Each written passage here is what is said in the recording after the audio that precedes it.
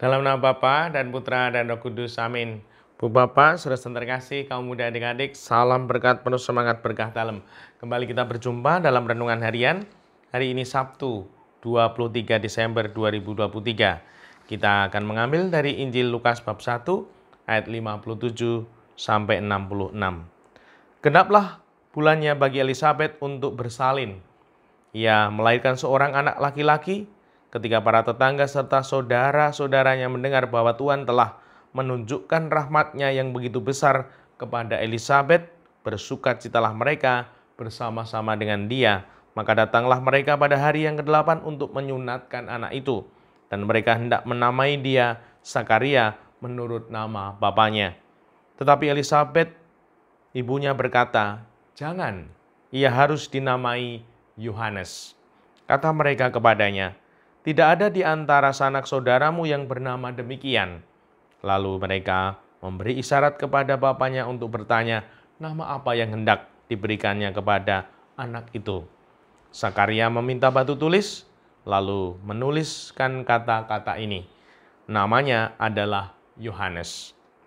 Dan mereka pun heran semuanya. Seketika itu juga terbukalah mulut Sakaria, dan terlepaslah ikatan lidahnya, lalu ia berkata-kata dan memuji Allah.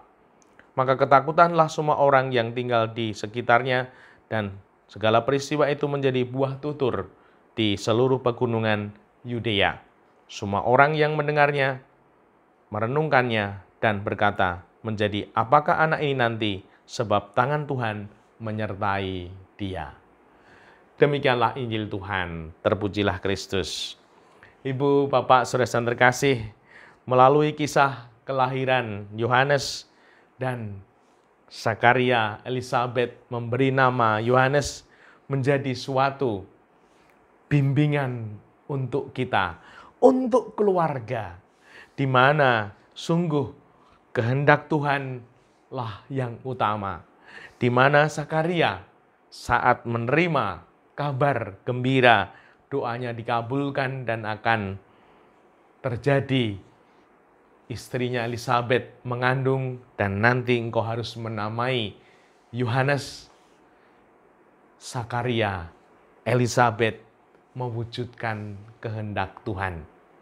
Maka di sini ketika kita sungguh menjalani kehidupan ini dengan mencoba, berupaya, berjuang, mewujudkan kehendak Tuhan, semoga hidup kita sungguh makin bermakna, bahkan hidup kita diselamatkan, di mana Sakaria, Elisabet seperti mendapat aib tidak punya anak, namun itu semua dihapus oleh Tuhan dengan kelahiran Yohanes. Menjadi suatu peneguhan di mana ketika kita menjadikan kehendak perintah Tuhan yang utama, Tuhan akan memberikan berkat yang melimpah. Bahkan Tuhan akan memberi makna arti hidup kita lebih daripada yang kita mampu. Dan Tuhan sungguh membimbing kita melalui kesaksian Sakaria dan Elisabet. Nama yang kita berikan, entah dalam keluarga, untuk anak-anak, ini menjadi ungkapan ketaatan kepada kehendak Tuhan.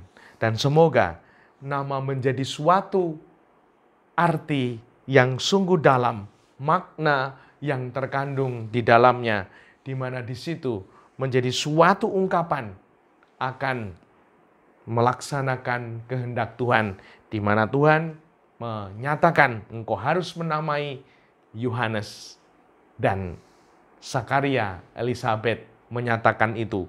Dan apa yang terjadi?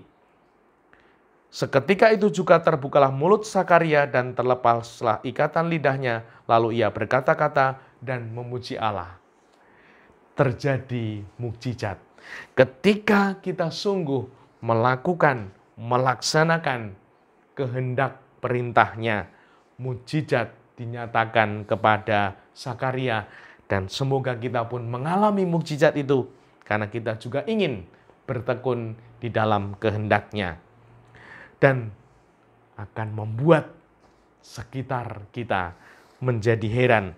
Menjadi apakah anak ini nanti? Sebab tangan Tuhan menyertai dia. Ketika kita melaksanakan kehendak perintah Tuhan, Tuhan sungguh akan meneruskan karyanya, berkarya di dalam hidup kita, di dalam diri anak-anak kita. Karena kita selalu menyertakan Tuhan di dalamnya. Dan semoga pertumbuhan iman, harapan kasih anak-anak kita juga sungguh utuh, bertumbuh sehingga tangguh. Karena tangan Tuhan menyertai melalui bimbingan iman, harapan kasih yang kita upayakan di dalam pendampingan anak keluarga kita.